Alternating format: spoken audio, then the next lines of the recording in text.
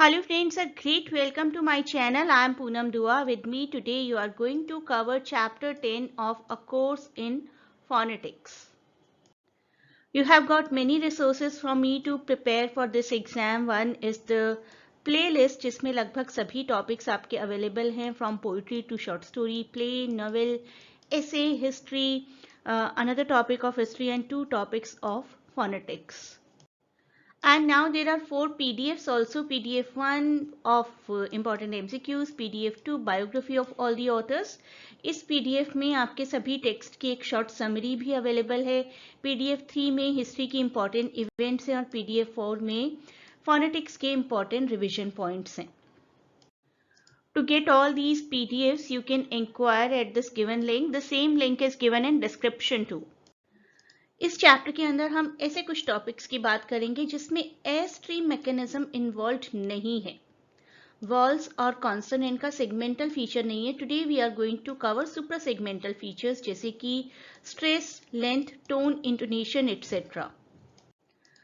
Syllables cover करते हैं. वैसे वो सभी टॉपिक्स जो हम आज इस वीडियो में कवर करेंगे और पहले भी बहुत अच्छे से कर चुके हैं, तो take this video as revision only. Most syllables contain both vowels and consonants. बहुत बार ऐसा ही होता है, such as I and O only has vowels. तो कुछ syllables ऐसे होते हैं जिसमें सिर्फ vowels होते हैं, लेकिन most of the syllables do have the combination. जैसे कि minimization. आप काउंट करें अगर syllables तो minimization, minimization, total 5. Suprasegmental, again 5 syllables. syllables कैसे काउंट करने हैं ये हम लोग पहले भी कई वीडियोस में कवर कर चुके हैं already. If you are not able to understand how to count syllable, you can type my name and syllable in search box of YouTube and can find the related videos. आपकी इसी book के according syllables को हम 2 parts में divide कर सकते हैं, onset and rhyme, और कॉम्बिनेशन में इस तरीके से लिखा जाता है. ऑनसेट राइम क्या होता है, that we are going to understand with the help of example. Onset rhyme segmentation है ये प्रोसेस ऑफ ब्रेकिंग और separating words into 2 parts. 2 parts में ब्रेक करने का प्रोसेस है. एक पार्ट क्लस्टर ऑफ कॉन्सोनेंट बन जाता है, एक पार्ट क्लस्टर ऑफ वॉल्स बन जाता है. जैसे कि द वर्ड क्लाइम. क्लाइम में cl is the onset and M is the rhyme. तो एक पार्ट जो क्लस्टर ऑफ कॉन्सोनेंट है और उसके बाद जहां से वॉल शुरू हो रहा है, that part becomes rhyme. Snake में sn is the onset, this is the cluster of consonants, and ake that is the rhyme जो कि शुरू हो रहा है वॉल की प्रोनाउंसिएशन से. रेक, र प्लस एक, का, क्ल, क प्लस आ. अब समझते हैं एम्बी सिलेबिक. एम्बी सिलेबिक ऐसे पार्ट को बोलेंगे किसी वर्ड के जो कि समझ नहीं आ पाता है कई बार कि फर्स्ट सिलेबल का पार्ट है कि सेकंड सिलेबल का. Some people will say happy. अगर हम हैप्पी वर्ड का एग्जांपल लें, happy, happy into different sort of syllables, ha and pee, and others will say one is hap and second syllable is e. एक और solution है कि हम p को कॉमन कंसिडर कर लें. अगर हम पी को कॉमन कंसिडर करेंगे then it will be called Aamby syllabic.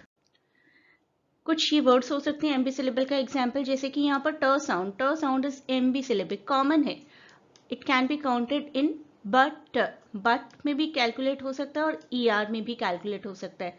Camel, m is the common sound, up, p is the common sound, and Lenny, n is the common sound.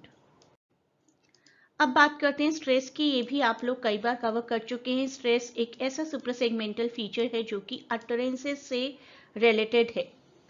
Stress syllable को जब आप pronounce करते हैं तो आपकी ज्यादा एनर्जी यूटिलाइज होती है रादर देन दी अनस्ट्रेस्ड सिलेबल. एक शॉर्ट टेबल की हेल्प से स्ट्रेस को अंडरस्टैंड कर लेते हैं. जैसे कि नाउन्स, एडजेक्टिव और एडवर्ब्स, इनमें फर्स्ट सिलेबल स्ट्रेस्ड होता है. पेरेंट. पेरेंट जब हम बोलते हैं तो पैर पर हमारा ज्यादा स्ट्रेस होता है. Same goes for quite, seldom, and second syllable is stressed in case of verbs. Embrace, brace, this word will be stressed more.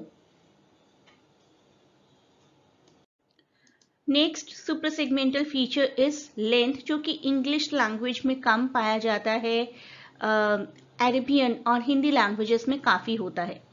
Length may be shown by this symbol, colon sort of symbol placed after symbol or by doubling the symbol.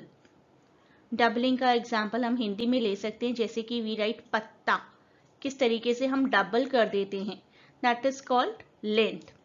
English में भी week और week, ये दोनों different words हैं, we know that. Sort of we may not only we, many people do understand कि इनकी pronunciation same होती है, but the actual pronunciation is shorter for this week, W-E-E-K, and a little longer for W-E-A-K, जिसको represent करने के लिए colon दिखाया जाता है.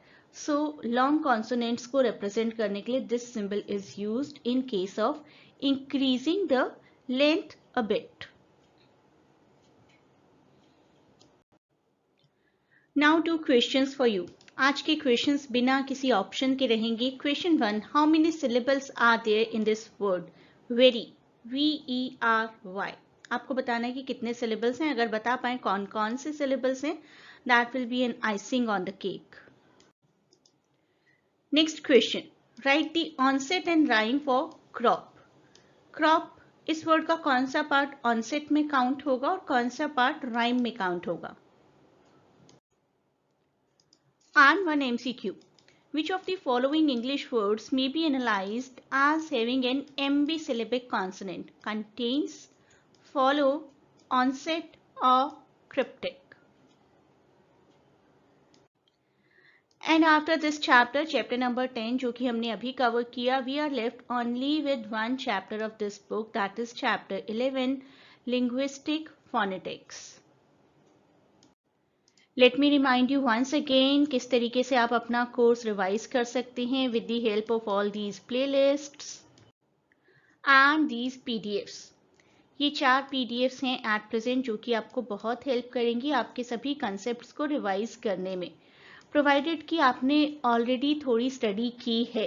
अगर आपने कुछ भी स्टडी नहीं किया है, then honestly do not rely on these PDFs. अगर आपने स्टडी की है, मेरे वीडियोस को, सभी प्लेलिस्ट्स को देखा है अच्छे से, या किसी भी और तरीके से टेक्स्ट्स को पढ़ने की कोशिश की है, तब ये पीडीएफ्स आपके बहुत ही काम आएंगी. पीडीएफ किस तरीके से आप ले सकते हैं, that is given on this link. इस लिंक पर आप कनेक्ट करिए. The link is given in description and you will get the information how to grab the PDFs.